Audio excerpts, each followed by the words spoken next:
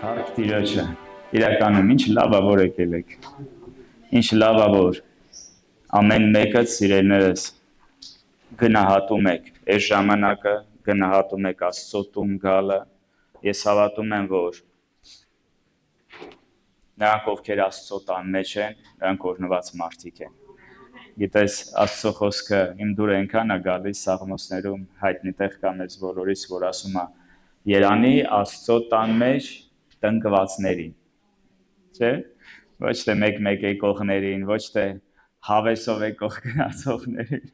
Երանի ասում է Աստծո տան մեջ տնկվածներին, Աստծո տան մեջ հաստատվածներին, որովհետև ասում է, գիտես, վարձք կա դրա համար, դա ուղղակի խոսքեր չի, եթե նեն չի, որ դա եկել էստեղ հավես է, Աստված խոստմունք է տվել, Աստված ասում է Երանի նրանց, ովքեր տնկված են, որովհետև ասում է նրանք ծերության մեջ են, պտուղ են բերելու, կանաչ ու դալար են լինելու։ Դա նշանակում է, գիտես, ինչքան դժվարություն է լինի, կյանքում փորձություններ էլ կան, ամեն տեսակ նեղություններ էլ կան, բայց երբ որ դու Աստծո տան մեջ ես, երբ որ դու Տիրոջ հետ ես, երբ որ քո սիրտը Աստծուն կպած է, գիտես թե ծերանաս էլ, թե տկարանաս էլ, մեկ Աստված քեզ հետ է լինելու, մեկը ծերության մեջ էլ պտղաբեր ես լինելու, մեկը ծերության մեջ էլ կանաչ ես լինելու։ Ամեն։ Փառք Հիսուսին սիրելիներս, այս հրաշալի օրվա, այս լավ ժամանակի համար մեծ ուրախություն է իրականում լինել Աստծո տան մեջ եւ այսօր ուզում եմ խոսել մի հետաքրքիր թեմա, իմ ուղերձը այսպես եմ վերնագրել՝ ճանապարհ պատրաստողները։ Ճանապարհ պատրաստողները։ Գիտեք, կա մի կարևոր բան, ինչի մասին իհարկե մենք ժամանակ առ ժամանակ խոսում ենք, բայց այս տարի ես հավատում եմ, որ Աստված ուզում է մենք դուրս գանք մեր սահմաններից, Աստված ուզում է մենք դուրս գանք մեր կոմֆորտից եւ հավատում եմ, որ Աստված սիրելիներս յուրաքանչյուրիս կանչել է, որ մենք հասնենք այս կորած աշխարհին։ Գիտեք, շատ անգամ եկեղեցի գալը կամ հավատքը մարդիկ, չգիտես ինչի, ասոցացնում են, հա, այնց բաների հետ, որ ասենք արի եկեղեցի Աստված քեզ կօրհնի, արի եկեղեցի Աստված քեզ կբժշկի, հա, արի եկեղեցի դժվարը հեշտ կդառնա, չգիտեմ, արի եկեղեցի կամուսնանաս, կամ արի եկեղեցի տանդ խնդիրները կլուծվի, արի եկեղեցի էս կեղնի, գիտեք, մենք կարծես երբ որ միշտ խոսում ենք հավատքի մասին կամ Աստծո մասին, երբեմն այնց տպավորություն է, որ մենք խոսում ենք միշտ այնց տեսակետից, որ ինչ որ բան Աստված պիտի մեր համար անի, հա, ինչ որ բան Աստված մեր համար անի, բայց իրականում Աստված պատրաստ է միշտ ինչ որ բան իմ ու քո համար անի, որտեղ ինքը սիրող հայր է։ Ես ինչպես ցանկացած ծնող Հիսուս ասում էր, դուք որ չարեք, ձեր մեղավոր էությունով մեկը, հա, ձեր երեխեքի համար ուզում եք լավ բան անել, ինչքան առավել եւս հայրը, որ սիրո Աստված է, որ բարի Աստված է, ողորմած Աստված է, ինչքան Աստված ուզում իմ ու քո համար լավ բաներ անի, ինչքան Աստված, գիտես, Աստված այնքանով զգում էր, տեսնում ու հասկանում էր մեր ցավը, որ ինքը հասկանում էր մենք այդ ցավը չենք կարա կրենք, ինքը եկավ այս աշխարհ վերցրեց այդ ցավը, ինքը այդ ձևի Աստված է, բայց գիտես կա մի կարևոր բան էլ սիրելիս, որ նրանից բացի, որ մենք ինչ որ սպասում ունենք, որ Աստված պիտի անի մեր համար, ես հավատում եմ, կա ինչ որ բան, որ Աստված էլ ինձանից ու քեզանից է սպասում, որ ես ու դու պետք է անենք իր համար։ Ամեն։ Կամ գիտես, սենց ակցենտը դրվում է, ասենք, բժշկությունների վրա։ Տեսեք, Աստված բժշկող Աստված է։ Իսրայելը երբ որ դուրս եկավ Եգիպտոսից, գրված է, իրականում գրված է, մեկը հիվանդ չկար։ Աստված բոլորին, տենց գերբնական ինչ որ մի հատ բան է, հա։ Հերիք չի չմեռան, հերիք չի գերությունից ազատվեցին, հետնել մեկը մեջները հիվանդ չէր, հետնել թալանեցին եգիպտացիներին, գրված Աստված ասեց ամեն մեկ իր դրացուց մի բան խնդրի, ոսկով, արծաթով, հարստությունով մի հատ էլ Աստված հանեց Եգիպտոսից։ Ասենց полный пакет, որ ասում է, inclusive, всё включено։ Ամեն ինչը Աստված տվեց ու հանեց Եգիպտոսից։ Գալիս ենք նոր կտակարան, էլի կարող ենք տեսնել, այո, Հիսուսը բժշկող Հիսուս է, Հիսուսը հրաշագործ Հիսուս է, Հիսուսը դևերից մարդկանց ազատագրում է։ Հետո գալիս են գործ կառաքելոց, էլի տեսնում ենք, առաքյալները հրաշքներ են անում, եկեղեցին աճում է, զորավոր բաներ, մեկի շուքն է անգնում, մարդիկ բժշկվում են, մեկի վրայից թաշկինակներ են տանում դնում, մարդկանց վրա մարդիկ բժշկվում են։ Ու գիտես, կա ժամանակ ոնց որ կարծես շեշտադրումը միշտ դրա վրա լինի։ Բայց գիտեք, երբ է բալանս գալիս մեր կյանքում, երբ որ մենք ոչ թե կոնկրետ ինչ-որ բան փոկում առանձնացնում ենք Աստվածաշնչից ու էդի դնում ենք ինչ-որ կարևոր տեղ, այլ երբ որ մենք Աստծո խոսքը ամբողջությամբ ենք նայում։ Օրինակ, եթե մենք վերցնեինք Աստվածաշունչը ու գիտեք, երբ որ մենք մենակ ֆինանսների մասին ենք խոսում, կարելի ասել Աստվածաշունչը դա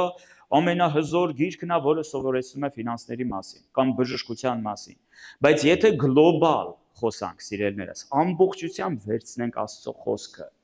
ու փորձենք մի կարճ նախադասությունով բնութագրենք, ինչ գիրք է դա, ինչի մասին Աստված խոսում է այդ գրքի մեջ, որը կլինի մուքո պատասխանը։ Հա? Իմ դուրը գալիս է մեր դասախոսներից մեկը մի հատ հետաքրքիր սենց սահմանում է տալիս։ Ասում է, եթե կարճ ասենք ինչի մասին է Աստվածաշունչը, եթե մի կարճ նախադասության մեջ այդ միտքը ձևակերպենք։ Ասում է, դա կարելի է ասել հետևյալ կերպ. Աստված փնտրում է մարդուն։ Աստված փնտրում է մարդուն, Աստված ուզում է մարդու փրկությունը։ Սիրելիներս, առաջի հերթին Աստծո խոսքը, Աստվածաշունչը դա գիրք է նրա մասին, որ Աստված ուզում է փրկի մարդուն։ Աստված ուզում է կորած, մեղքի մեջ թաղված, անեծքներով ծանրաբեռված մարդուն, ուզում է հետ բերի իր մոտ։ Աստված ուզում է փրկի մարդուն, փրկի կորուստից։ Եվ գիտես, երբ որ մենք խոսում ենք Աստծո ցանկությունների մասին, Աստծո կամքի մասին, որն էր Հիսուսի նպատակը, Աստվածաբանության մեջ գիտեք, սենց մի հատ արտահայտություն կա, միսիո դեյ կոչվում, միսիո դեյ, Աստծո միսիան, հա, կամ Աստծո ծրագիրը, որն է Աստծո միսիան, Աստվածաշնչում, մարդուն փրկելն է, սիրելիս։ Դա Աստվածաշնչի գլխավոր ու կարևոր միտքն է։ Եվ երբ որ Աստվածաշունչը վերջանում է, ինչով է վերջանում, որ մարդիկ, ովքեր Հիսուսին ասել են այո, իրանք փրկված են, իրանք հավիտենական կյանք ունեն, իրանք կտեսնեն նոր երկինքն ու նոր երկիրը։ Եվ գիտես, շատ կարևոր է, որ մենք հասկանանք սա ու դրա մասին այսօր ուզում եմ խոսել, սիրելիներս։ Աստված ինձ ու քեզ կանչել է, որպեսզի ես ու դու այս աշխարհին քարոզենք փրկության ավետարանը։ Ես հավատում եմ, որ ժամանակ է գալիս, որ եկեղեցին իր սահմաններից պետքա դուրս գա։ Իր սահմաններից ինչ նկատի ունեմ, իր կոմֆորտից դուրս գա։ Գիտեք, շատ անգամ կա մեր ապրած ժամանակը, որում մենք հիմա ապրում ենք, դա կոչվում է պոստմոդեռնի ժամանակը։ Ինչով է բնութագրվում այդ ժամանակը, սիրելիներս։ Այս ժամանակում մարդիկ էգոիստ են։ Այս ժամանակներում մարդիկ ինչով է առանձնանում մեր ժամանակները։ Այս ժամանակներում մարդիկ ավելի եսակենտրոն են։ Գիտես, անգամ երբ որ խոսում ենք սոցցանցերի մասին, տեսել եք մի հատ բան։ Օրինակ անկեղծ կասեմ, ես շատ մտահոգվում եմ դրա մասին, ժամանակ կա զգում եմ, որ մի քիչ ես էլ երկար մնում եմ հեռախոսի մեջ, հետո գիտեք ոնց որ ուրախությունդ գնա, խաղաղությունդ գնա, հասկանում ես, որ ոնց որ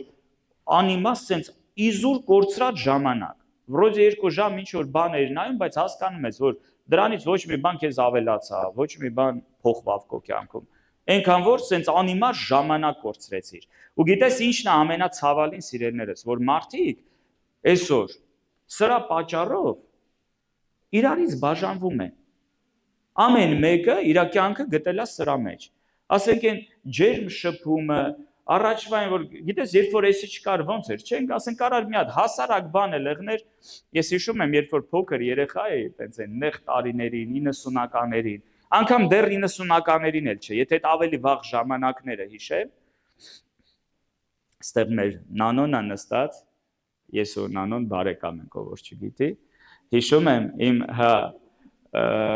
նանոն իմ հորաքրոջ հարցն է, իմ աղբոր կինն է, ու գիտեք այդ հորքուրս մի հատ փոքր տուն ուներ, այտենց փայտից մի հատ տուն էր, գիտեք ոչ այդտեղ եսի ինչ շքեղություն կար, որ հավաքվում ենք, չգիտեմ, այդտեղ եսի ինչ համեղ ուտեսներ չէինք ուտում, այդտեղ եսի ինչ կոմֆորտ չէր, որ ասես այ մեզ այդտեղ, բայց գիտեք մի հատ պարզություն կար, երբ որ մենք բոլորս հավաքվում էինք իրար հետ այդտեղ, գիտեք այնքան ուրախ էր, ես մինչև հիմա հիշում եմ այդ պահերը, մինչև հիմա գիտեք բան կա, որ պատմում ես, ասում ես ինչ լավ էր, ինչ հետաքրքիր էր, ինչ ուրախ էր անցնում, բայց այսօր գիտեք զարմանալու է, այսօր ավելի շատ կոմֆորտ կա, այսօր ավելի ընտիր ու լավ ուտելիքներ կա, մենք այսօր համեմատած ավելի լավ հագնվում ենք, ավելի լավ տների մեջ ենք ապրում, ավելի լավ մեքենաներ ենք քշում, համեմատած ավելի լավ աշխատանք ունենք, քան առաջ էր։ Բայց գիտեք, այդ ամեն ինչի մեջ ոնց որ կորել է այդ մարդկային պարզ շփումը, այդ համով շփումը, որ պրոստը մարդիկ կարան հավաքվեն ու իրար հետ լավ ժամանակ անցկացնեն։ Առանց հեռախոսի, առանց հեռուստացույցի, առանց ինտերնետի, բայց հիմա այնց տպավորություն է, որ ամեն մեկը իր երջանկությունը գտնում է Facebook-ի մեջ, գտնում է Instagram-ի մեջ, կամ չգիտեմ, одноклассники հələ գոյություն ունի, չունի, одноклассники կարող է մեջ, կամ YouTube-ի մեջ, չգիտեմ, ամեն մեկը միտեղ։ Եվ գիտես, դա մեր օրերի խնդիրն է, սիրելիներս, ու գիտեք դա ինչի է բերում, որ մենք դադարում ենք նկատել մեր կողքը ինչ է կատարվում։ Մեր կողքը մարդիկ ընկած մեռնում են, խաբար չենք եղնում։ Մեր կողքը մեկը տառապում է, չենք նկատում։ Ուրիշի ցավը չենք զգում։ Ինչի, որովհետև ամբողջ աշխարհն է այսօր այդ վիճակի մեջ։ Բայց գիտեք, շատ մեծ վտանգ կա, որ եկեղեցին չընկնի կամ էլ եթե ընկել է, չմնա այդ վիճակի մեջ, այլ այդ վիճակից դուրս գա։ Գիտես, Հիսուսի վերջի խոսքերն էր, Հիսուսը չասեց, գիտես, դե դուք հիմա փրկված եք, Կիրակի օրերը հավաքվեք, հավեսով սենց կփառաբանեք, թող ձեզ լավ եղնի, աշխարհն էլ կորում է, թող կորի։ Չասեց Տերը տենց, ինչ ասեց, իր ամենավերջի, գիտես, ամեն բան արեց, հասցրեց, հա, սենց իր վիճակին, ու ինչ ասեց վերջում Հիսուսը։ Այն ամենը, ինչի համար, որ ինքը այդ սաղ արել էր, այն ամենը, ինչի համար, որ խաչն էր բարձրացել։ Վերջում էլ կանգնավ ու ասեց. իսկ հիմա գնացեք ամբողջ աշխարհը ավետարանը քարոզեք ամեն արարածի։ Գործ կառաքելոց առաջի գլխում տեսնում ենք, զորություն կառնեք, երբ որ Սուրբ Հոգին կգա ձեր վրա ինչի համար, որ հաջողակ բիզնեսմեն եղնեք, որ գնաք մարդկանց բժշկեք, գնաք դևեր քշեք։ Ինչի համար է Տերը մեզ տալիս զորությունը։ Ինչի համար է Սուրբ Հոգին եկել իմ ու քո կյանքը, որ Հիսուսի վկաները լինենք։ Ասես զորություն կառնեք, որ իմ վկաները լինեք։ Ստեղ Երուսաղեմում, այնտեղում, որ դու ապրում ես, Սամարիայում, կողքի քաղաքում, կողքի երկրում, հարևանի տանը, կողքերդ, հա, այն մարդկանց համար, ովքեր քո կողքերն են։ Եվ մինչև աշխարհի ծայրերը։ Դա է Աստծո գլխավոր, դա է Աստծո կարևոր նպատակը, որ Աստված ինձ ու քեզ հայտնել է, որ Աստված ինձ ու քեզ պատվիրել է։ Ու ես շատ կուզենամ, սիրելիներս, մենք տեսեք, միած sense վտանգ կա, երբ որ եկեղեցին չի աճում, երբ որ մարդիկ չեն փրկվում, այդ եկեղեցու մեջ լճացում է գալիս։ Այդ եկեղեցին սկսում է ինքը իրան սպառել։ Սա եկեղեցում էքսպերտ են դառնում։ Արդեն գիտես, երբ որ դու քո սահմաններից դուրս ես գալիս, գնում ես սկսում քարոզել մարդկանց փրկությունը, դու եկեղեցու ներսում շատ բաներ չես նկատում։ Բայց երբ որ ամեն մեկը եկեղեցու մեջ է, եկեղեցուց դուրս ոչ մի տեղ չի գնում, սկսում է այս կողքին քննադատել, սկսում է այս կողքին քննադատել, այն հետևինը սենց հակած եկավ, այն դիմացինը սենց խոսած, այն մեկը սենց չնայեց, այն մեկը ինձ բարև չտվեց։ Բայց գիտես, երբ որ դու կենտրոնացած ես աշխարհը փրկելու վրա, դու եկեղեցու այդ թերությունները չես նկատում։ Սիրելիս, մենք բոլորս էլ կատարյալ չենք։ Գիտես, անգամ քո ընտանիքի մեջ էլ, չէ, քո ընտանիքի անդամները ոչ մեկ կատարյալ չի։ Բայց դու սիրում ես իրանց, չէ։ Հույս ունեմ սիրում ես։ Ամեն։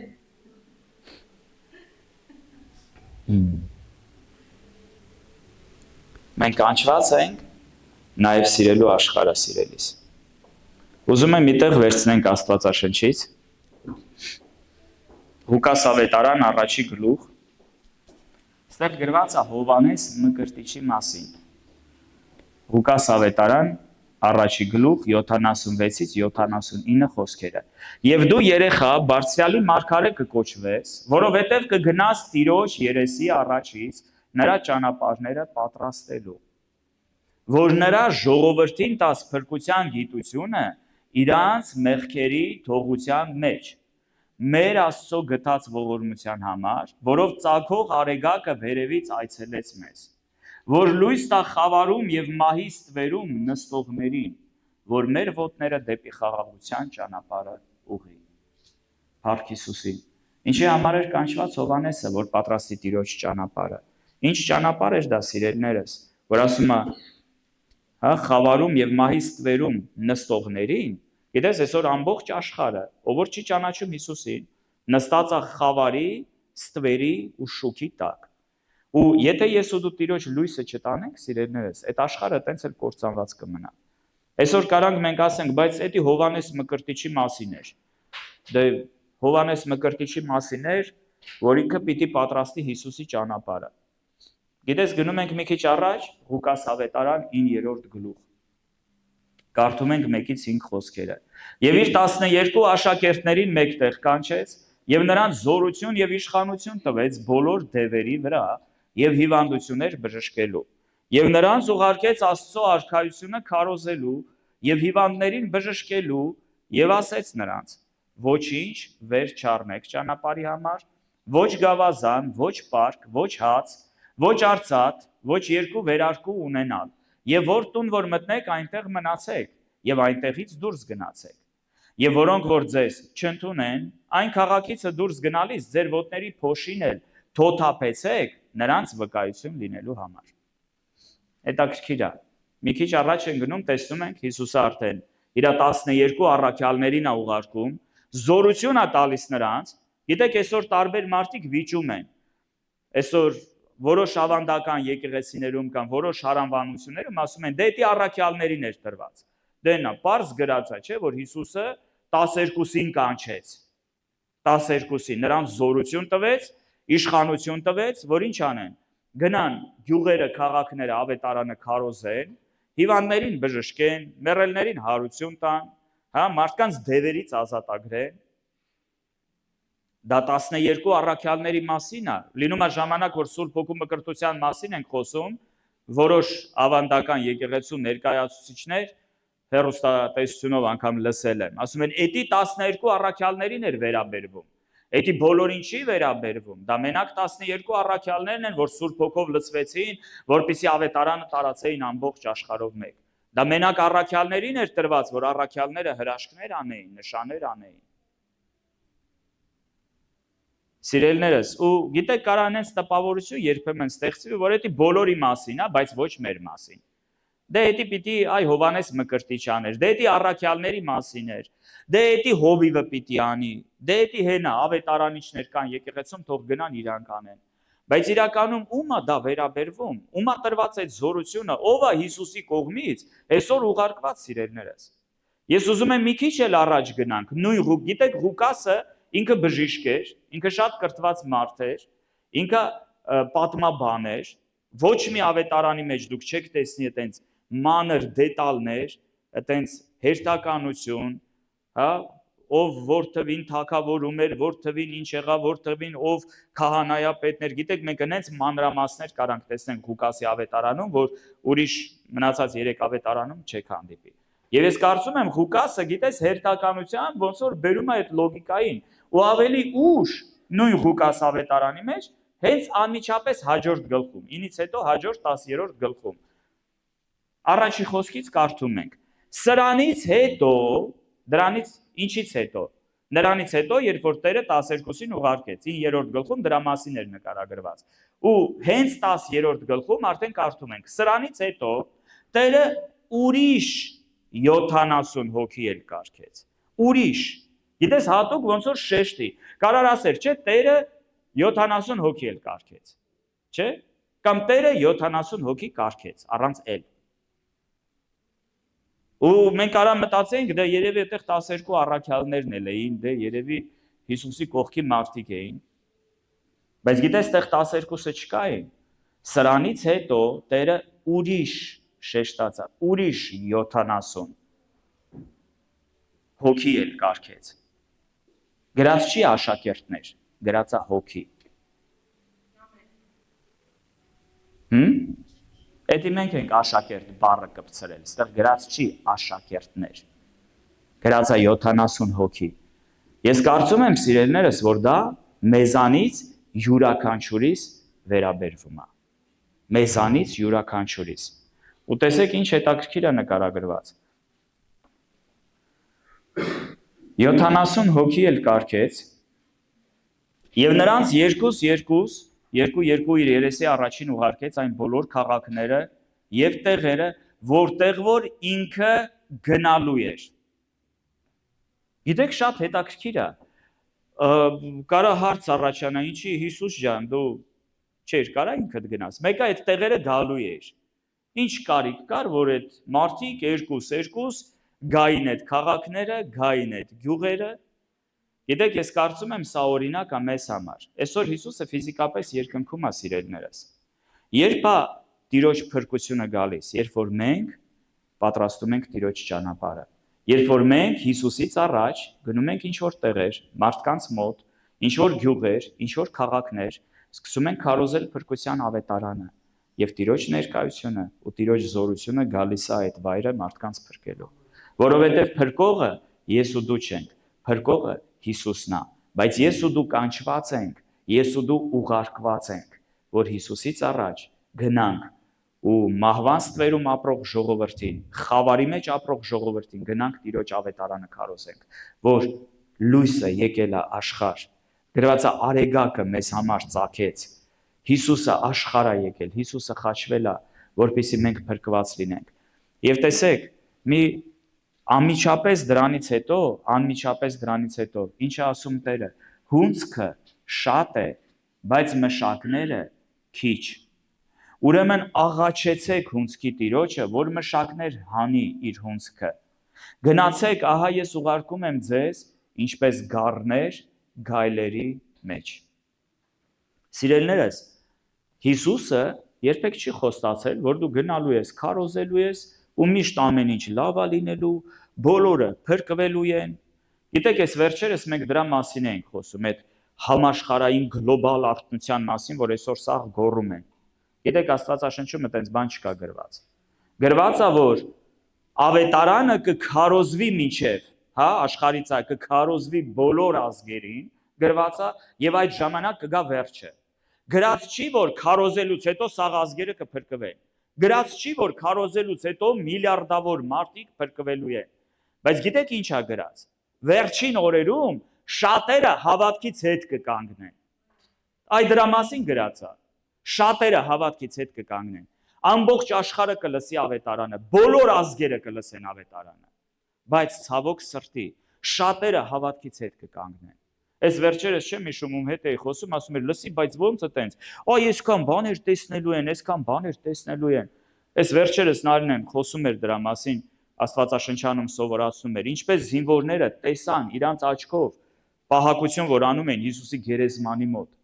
Քարը թավալվեց, հրեշտակը երկնքից իջավ, Հիսուսը հարություն առավ։ Եկան պատմեցին, իրանք գիտեին, որ աշակերտները չեն գողացել Հիսուսին։ Իրանք Աստծո այդ գերբնական փառքը տեսան։ Եկան կաշառք վերցրեցին, գնացին խաբեցին, թե աշակերտները գողացել են Հիսուսին։ Ես մտածես, լավ, ո՞նց ախր մարդը աչքով տեսավ էդի։ Կամ ո՞նց ասենք, Ղազարոսը մեռելներից հարություն առավ։ Բոլորը գիտեին, որ Հիսուսը հրաշք արեց։ Բոլորը։ Ուզում էին Ղազարոսին էլ սպանեն, Հիսուսին էլ սպանեն։ Իրանց աչքով տեսան, նրա պատճառով, որ շատերը դառնում էին Հիսուսին, ուզում էին Ղազարոսին էլ Հիսուսին էլ սպանեն։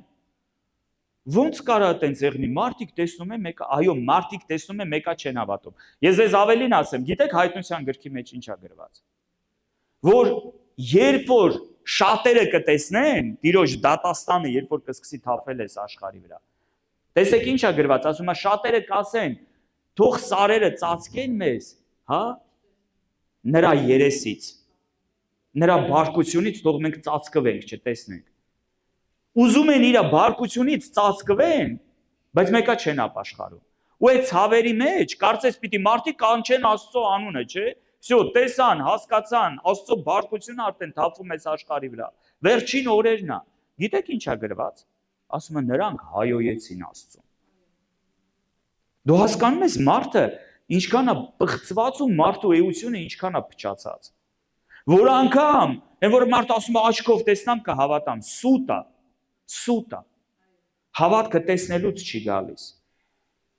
Հավատքը դա ներսի հարց է, դա ներսի բան է, դա քո սրտի հետ է կապված։ Կասես Հիսուսին այո թե ոչ։ Դրա համար սիրելիներս, մենք չպետք է դառնանք, գիտեք, սենց ասած սուպերմեններ, Մենք սաղ աշխարհը պիտի փրկենք։ Մենք չենք կարա սաղ աշխարհը փրկենք։ Մենք չենք աշխարհի փրկիչը։ Հիսուսն է աշխարհի փրկիչը։ Բայց կա մի բան, որ Տերը ինձ ու քեզ, որպես իր զավակներ, որպես իր ծառաներ, որպես իր ժողովուրդ, իր եկեղեցի, ինքը ինձ ու քեզ պատվերել է։ Գնացեք, ավետարանը քարոզեք։ Իմ ու քո գործը գնալն ու քարոզելն է։ Իմ ու քո գործը պետք չի տանջվես, տառապես, բա ոնց է իսկան խոսում ենք։ Գիտես, ես ու դու Աստծուց բարի չենք։ Ես ու դու Աստծուց բարի չենք։ Մեկ գիտես, ես էլ խոսում եմ, իմ սիրտն էլ է ցավում։ Նայում ես, մարդուն այսքան ավետարան ես քարոզում, մեկը փրկության չի գալիս։ Իմ սիրտն էլ է շատ անգամ ցավում։ Բայց ես հասկանում եմ, որ ես Աստծուց բարի չեմ։ Եթե Աստված ինքը մարդուն ընտրելու հնարավորություն է տվել, եթե Աստված ինքը չի բռնանում մարդու կամքի վրա, ես ով եմ, որ բռնանամ մարդու կամքի վրա։ Ես ով եմ, որ մարդուն ստիպեմ դու պիտի եկեղեցի գաս։ Մենք ոչ մեկի չենք կարա ստիպենք, սիրելիներս, եթե սրտում որոշում չեղնի։ Այս վերջերս, գիտես, խորում էի, մտածում էի դրա մասին։ Նարինի հետ խոսում ենք իրար հետ։ Ասում եմ, պատկերացրու, ասենք, նայում ես, հա, եկեղեցիներում այսքան մարդ կա, եկեղեցի 2000 մարդ կա։ Նայում ես, եկեղեցի կա 5000 մարդ է, 10000 մարդ է նստած։ Կամ կապ չունի, 100 հոգի է նստած, 50 հոգի է նստած։ Ու մտածում ես, բոլոր այս մարդիկ հետաքրքիր է փրկվելու են։ Կամ գիտես, շատ անգամ մտածում եմ, մենք ասում ենք, այսքան մարդ դուրս եկավ բեմի մոտ ապաշխարելու։ Օրինակ, ես անկեղծ կասեմ, սիրելիներս, ես մտածում եմ, որ ոչ ամեն մի մարդ, ով որ դուրս է գալիս բեմի մոտ ապաշխարության աղոթք անում, ինքը փրկված է։ Որտեղ մարդիկ կարան, գիտես, աղոթք ասելը հեշտ է, դու կարաս կրկնես մեկի հետևից, բայց եթե այստեղ բան չի փոխվում, դա դեռ չի նշանակում, որ դու փրկված ես։ Որովհետև ապաշխարությունը ինչ է։ Ապաշխարել նշանակում է մտափոխվել։ Ապաշխարել նշանակում է որոշում կայացնել։ Ապաշխարել նշանակում է քո մեղքերին մեջքով դառնաս։ Թողնես, հեռանաս դրանից։ Սա է ապաշխարությունը։ Բայց եթե մարդը դուրս է գալիս մի հատ աղոթք է անում, էսի ապաշխարության աղոթք է։ Ու գնում է էլի նույն ձևի շարունակում է ապրել։ Չունի Աստծո վախը, չունի սրբություն իր կյանքում, իր մտքերը պիղծ են, իր սիրտը չար է, դաժան է։ Ո՞նց է այդ մարդը փրկված։ Չէ՞ որ երբ որ մենք փրկվում ենք, մենք նոր էություն ենք առնում։ Եվ Հովհաննեսը իր ուղերձի մեջ կգրի, ասում է, Աստծուց ծնվածը մեղք չի գործում։ Դա չի նշանակում, որ մենք 100% կատարյալ ենք դառնում միանգամից, բայց ով որ Աստծուց ծնված է, Տիրոջ հոգին իր մեջ է, ինքը վախենում է մեղք գործի։ Ինքը մի բան էլ որը հենց չի անում։ Գիտես, վազում ներողություն է խնդրում Աստծուց, մարդկանցից։ Մենք բոլորս էլ վրիպում ենք, կարանք սխալվենք, բայց երբ որ Աստծո հոգին քո մեջ է, դու նոր էություն ես ստացել։ Հիսուսը ապրում է քո սրտի մեջ։ Դու չես կարող առաջվա կյանքով ապրես։ Առաջ կարող է, գիտես, այն ինչը որ այսօր քո համար մեղք է, առաջ կարող է քո բնական վիճակներ։ Դու դրանից իքի չէիր էլ անհանգստանում։ Անկեղծ լինենք, չէ՞, քիչ բան ա եղել, որ առաջ արել եք ու անում ես էլի քո կյանքն, հա դա մարդ ասում է թարգի, չէ՞։ Հա մեկի հա դե թարգի։ Բան ասել ես, հա դե թարգի։ Չկա ինչ որ մի հատ բան է, թարգի։ Սաղն էլ անում են, դու էլ ես սաղ։ Եվ ոնց որ քո բնական վիճակը էդի լիներ։ Իսկի կարող խղճի խայթել չզգայ շատ անգամ։ Չնայած երբեմն Աստված խոսում էր խղճիդ միջոցով, երբեմն կարող է վատել էր զգում, բայց գիտես լռեցնում էր քո խիղճը, անում էր այնց ոնց որ քեզ է հարմար։ Բայց հիմա մենք ապաշխարել ենք, դա նշանակում է մի բան է փոխվել մեր կյանքում, սիրելիներս։ Հները անցան Աստվածաշունչը կասի։ Հիմա ամեն բան նոր եղավ։ Հները անցել են, հիմա ամեն բան նոր է։ Ասում է, մենք նոր արարած ենք Հիսուս Քրիստոսի մեջ։ Հինը անցել է, հիմա մենք նոր ենք, մենք ուրիշ ենք։ Մենք առաջվանը չենք, պրոստը մի բան փոխվել է մեր կյանքում, չէ, մենք ուրիշ ենք։ Աստված մեզ ուրիշ հոգի է տվել։ Հիսուսն է ապրում իմ ու քո մեջ։ Դրա համար սիրելիները շատ կարևոր է, այսօր երբ որ նայում ենք եկեղեցուն, հասկանանք, ինչ է նշանակում իրոք լինել ապաշխարած մարդ։ Մենք դա կոչում ենք վերստին ծնունդ։ Եթե մարդը վերստին ծնված չի, Հովհաննեսի 3-րդ գլխում Հիսուսը շատ պարզ Նիկոդեմոսին ասեց. եթե մարդը վերստին չծնվի, ինքը երկնքի արքայություն չի մտնի։ Ինչ է նշանակում վերստին ծնվել։ Դա նշանակում է կտրուկ քո կյանքում բան է փոխվում։ Քո ներսը փոխվում է, դու չես կարա մնաս առաջվանը։ Եթե դու դուրս ես եկել ապաշխարության աղոթք ես արել, բայց շարունակում ես ապրել նույն մեղքերի մեջ ու քո վեճին էլ չի, կներեք, որ տենց եմ ասում։ Նշանակում է քո փրկությունը հարցականի տակ է, սիրելիս։ Նշանակում է հարց տուր քեզ, արդյոք բայց ես իրոք վերստին ծնվել եմ։ Արդյոք ես իրոք Հիսուսի սերը վերապրել եմ։ Արդյոք ես իրոք հասկանում եմ մինչև վերջ ինչ արել Հիսուսը խաչի վրա։ Ստեղ եք, ժողովուրդ ջան։ Եվ տեսեք, ուզում եմ շարունակել այդ տեղը։ Հունցքը շատ է, մշակները քիչ են։ Աղաչեք հունցքի տիրոջը, որ մշակներ հանի իր հունցքը։ Գնացեք, ահա ես ուղարկում եմ ձեզ ինչպես գառներ գայլերի մեջ։ Գիտեք, կուզենամ մի քիչ այստեղի վրա էլ կանգ առնեմ։ Ինչպես գառներ գայլերի մեջ։ Չի ասում ուղարկում եմ ձեզ ինչպես գայլեր գայլերի մեջ։ Աշխարհում sense մի հատ արտահայտություն կա։ Ռուսերեն է լավ հնչում, ասում է «Свалками жить, по волчьи выть»։ Հա, այսինքն գայլերի հետ ապրողը գայլերի պես պիտի ոռնոց անի, հա, մեր բառերով ասեմ։ Գայլերի հետ ապրողը գայլերի պես պիտի ոռնա։ Այսինքն աշխարհի հասկացողության մեջ, հա, ասում իր արածի համեմատ պիտի պատասխան տաս։ Հիսուսը խոսում է դրա մասին։ Ասվեց առաջիներին, ատամի տեղ ատամ, աչքի տեղ աչք, կյանքի տեղ կյանք, բայց ես ասում եմ ձեզ։ Ում մեզ, իրեն հավատացողներին, բայց ես ասում եմ ձեզ, սիրեք ձեր թշնամիներին, օրհնեք ձեզ անիծողներին, աղոթք արեք ձեզ հալածողների ու ձեզ չարչարողների համար, ու այդ ժամանակ դուք որդիկ կլինեք ձեր հորը, որը երկնքում է։ Հասկանում ես, իմ ու քո կյանքում բան է փոխվել։ Ես ու դու չենք կարող այս աշխարհի նման լինենք։ Թեկուզ մեկ-մեկ են մեր հովներից մեկը ասում է բան, աբոչինի վրա զանոս է անում։ Հա, մեկ-մեկ է ճանապարհից շեղվում ես այն։ Տեսել եք, որ մեքենան դուրս է գալիս աբոչին։ Ինչ է լինում են շիբիների վրա, մեկ էլ փոշի է բարձրանում, ավտոն հավասարակշռությունը կորցնում է։ Գիտես, այդ այնց է եղնում, երբ որ մենք ճշմարտության ճանապարհից շեղվում ենք, մեկ էլ տեսար փոշի բարձրացավ։ Մեկ էլ տեսար հավասարակշռությունը կորել է, արդեն չես հասկանում ինչ ես անում։ Լավագույն դեպքում հետ կգաս ճանապարհի վրա, վատագույն դեպքում կարող է փոսը ընկնես։ Ես մի երկու անգամ այտենց ընկել եմ։ Երբ որ հավասարակշռությունս կորցրել եմ երթևեկության ժամանակ։ Բայց գիտես, շատ կարևոր է, սիրելիներս, մենք այս հարցերի մասին լուրջ մտածենք։ Շատ կարևոր է այդ ճանապարհից չշեղվենք։ Ես ու դու չենք կարա լինենք աշխարհի նման։ Դրա համար, սիրելիներս, Հիսուս ասում է, ես ձեզ ուղարկում եմ ինչպես գառներ գայլերի մեջ։ Ոչ թե գառներ գայլերի մորթով, մասկերով կաեղնենք, հանկարծ չջոգեն։ Մեզ հետևում են, մասկերով կա պիտի եղնենք։ Դե մենք էլ գայլերի մորթի քաշենք մեր վրա, շատ չտարբերվենք, էլի հանկարծ։ Հա? Այդ այն վիճակը չի, որ Հիսուսը ուզում է իմ ու քո կյանքում տեսնի։ Ես ու դու կանչված չենք ոչ գայլ լինելու, ոչ էլ գայլերի մորթով ման գալու, սիրելիս։ Ես ու դու գառ ենք։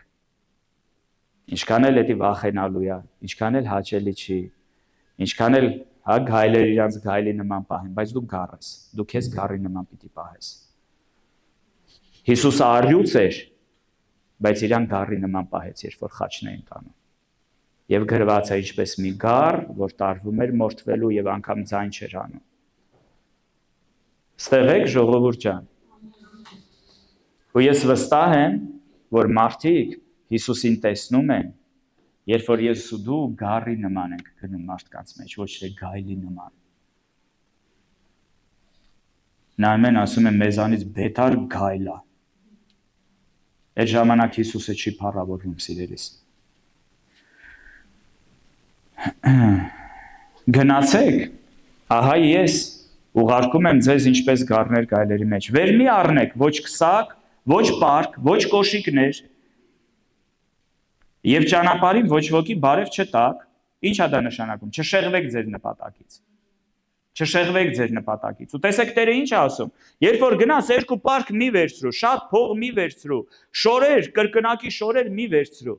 Գիտեք, ես սրա մեջ մի հետաքրքիր բան եմ տեսնում, որ երբ որ ես ու դու ծառայության մեջ ենք, Աստված հոգում է իմ ու քո կարիքները։ Աստված ասում է ինձ վստահի։ Եթե դու ծառայես ինձ, քեզ կարիք չկա մի մեշոք փող վերցնես, 25 զույգ շոր վերցնես, մի ամիս առաջ ուտելու բան հետդ վերցնես։ Եթե դու ինձ ես ծառայում, եթե դու գնում ես այնտեղ, որ ես եմ քեզ ուղարկում, ես քո կարիքները կհոգամ։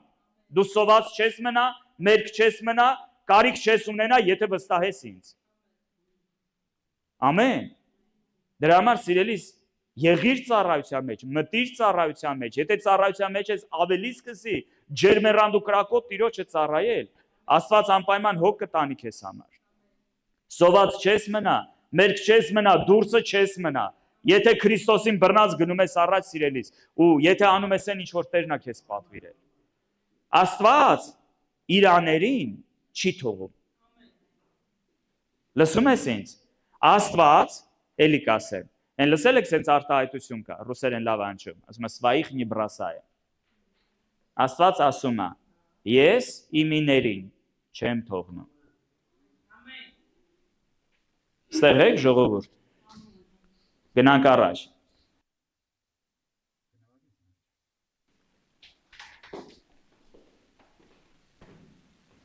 Որտուն որ մտնեք, առաջ ասեցեք, խաղաղություն այս տանը։ Գիտես, ես ու դու խաղաղություն տանող մարդիկ պետք է լինենք։ Որտուն որ գալիս մտնում ենք, պիտի խաղաղություն բերենք, սիրելիներս։ Եվ թե որ այնտեղ խաղաղության որդի լինի, ձեր խաղաղությունը նրա վրա կմնա։ Ապա թե ոչ, դեպի ձեզ կդառնա։ Գիտեք, երբ որ մենք սովորեցնում ենք միսիոներության մասին, սենց հասկացողություն կա։ Երբ որ գալիս ես ինչ որտեղ, գտի նրան, ով որ խաղաղության որդի է։ Գիտեք, մենք այսօր շատ տեղերում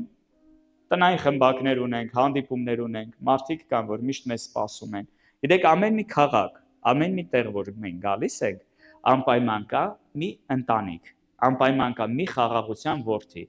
ով որ իր տան դուռը բացել է մեզ համար։ Եվ որպես կանոն այդ մարդկանց տներից էլ սկսվում է, տնային խմբակն էլ, եկեղեցին էլ։ Ինչ Աստծո խոսքը ասում, գնա, եթե կմտնես մեկի տունը, խաղաղություն այս տանը, դու խաղաղությունով ես գնացել, է որ ասում է խաղաղությունով ես եկել, թե կռիվով, չէ՞ մարդիկ հարցնում են, ասում ես խաղաղությունով եմ եկել, Քրիստոսի խաղաղություն եմ ձեզ բերել, բարի լուր եմ ձեզ բերել, ասում է եթե այդ տան մեջ կլինի խաղաղության որդի, թող ձեր խաղաղությունը գա իր վրա, եթե չէ, դուրս եկեք այդ տանից, դուրս եկեք այդ տանից գնացեք մյուսը։ Գիտեք, ստեղ խոսքը նրա մասին չի, որ մեկ ասի, հիմա ինչ է, Եհովայի վկաների նման պիտի տնետուն գնանք բան անենք։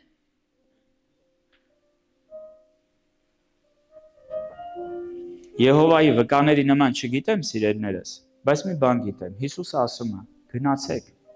ավետարանը քարոզեք։ Տանը կքարոզես, դրսում կքարոզես, գործիդ տեղը կքարոզես, ընտանիքիդ մեջ կքարոզես, բարեկամներիդ կքարոզես, ընկերներիդ կքարոզես, բայց մի բան հաստատ գիտեմ, պիտի քարոզես, որտև Տերն է պատվիրել դա։ Եվ տեսեք, ձեր խաղաղությունը ասում է հետ կդառնա ձեզ։ Այս վերջերս հիշում եք, մի հատ տարածք ենք ձեռք բերել, շատերը գիտեք արդեն, մի հատ լավ հարևան ունենք, հավատում եմ, որ ինքը լավն է, ասում ասենք լավն է, որ լավը լինի։ Ես դուրս եմ գալիս մեկ-մեկ ասում եմ, դոբրի դին, սենց ունքերը խառնած, իսկի չի էլ նայում ինձ, իսկի բարևս էլ չի առնում։ Բայց Աստծո խոսքը ասում է, ով որ արժանի է դրան, ով որ ընդունում է դա, ձեր խաղաղությունը կգա նրա վրա, ով էլ չի ընդունում, քո բարևը հետ կգա քեզ, քո խաղաղությունը հետ կգա քեզ։ Դու խաղաղություն տար, ամեն, և տեսեք, և որ քաղաք, որ մտնեք և ձեզ ընդունեն, կերեք ինչ որ կդնեն ձեր առաջին։ Գիտես, մենք պետք է խոնար սիրտ ունենանք։ Մենք չպետք է ինչ որ մեծ սպասում ունենանք։ Գիտես, կա ժամանակ գնում ենք, մենք էլ միտեղ գնում ենք ավետարան քարոզելու, մեր հայերն էլ իրանց սովորության համեմատ մի հատ հարսանիքի սեղան են միշտ փռում։ Նամանավանդ, որ առաջի անգամն ես գնում։ Ստիպված ես մյուս անգամ արդեն խնդրել, այ ժողովուրդ ջան, այ խնդրում ենք, հա, նորմալ է, պետք չէ այդքան բան անել։ Բայց ինչևից է, Աստված հոգ է տանում, սիրելիս, Աստված հոգ է տանում, բայց ինչն է կարևոր, ասում է ինչ որ կդնեն դեմդ, Էդ էլ կեր։ Գիտեք, մենք, չգիտեմ, չոր բան չենք, էլի սենց, թագավորական ցեղի ներկայացուցիչ ենք, եկել ենք դե հələ, դե էսի յախկա, էսի ես չեմ ուտում, էսի,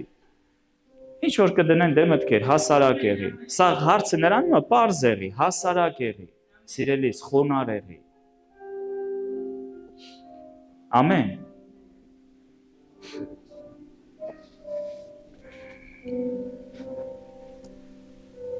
նրա միջի հիվանդներին բժշկեք,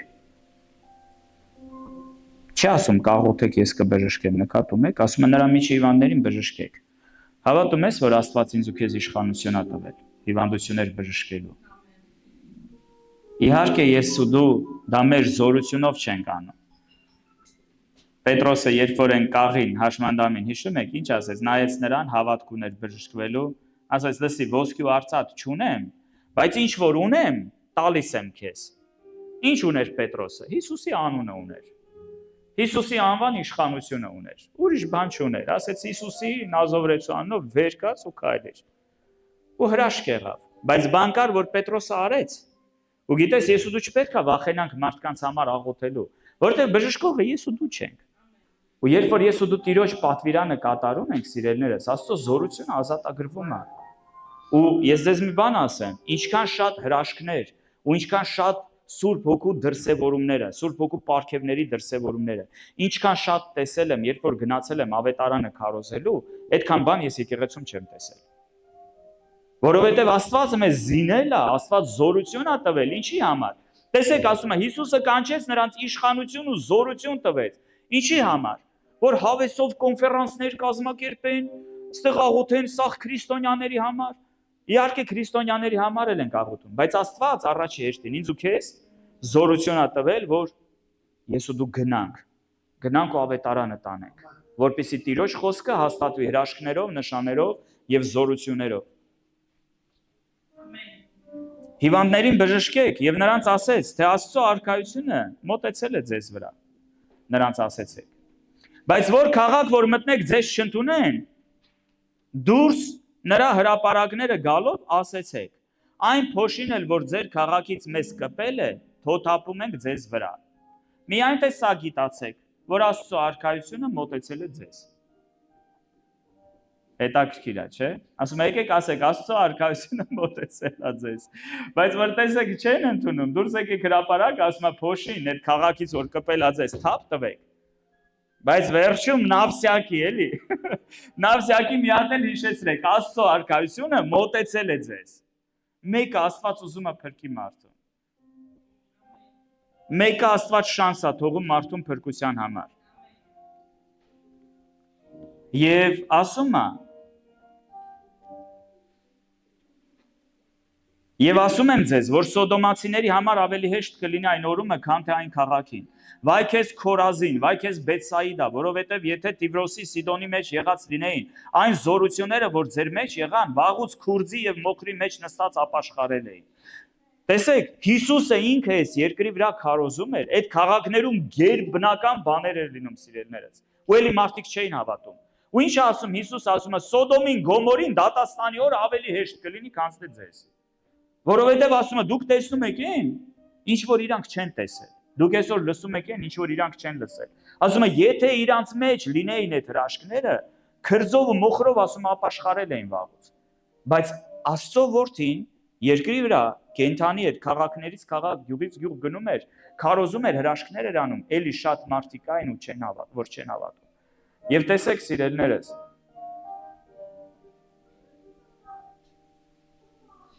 Եվ հետո խոսում է Կափառնայումի մասին, ասում է մինչև երկինք բարձրացել ես, մինչև դժոխքը պիտի ցածանաս։ Ու տեսեք ինչ ասում, ձեզ լսողը ինձ է լսում, ձեզ անարգողը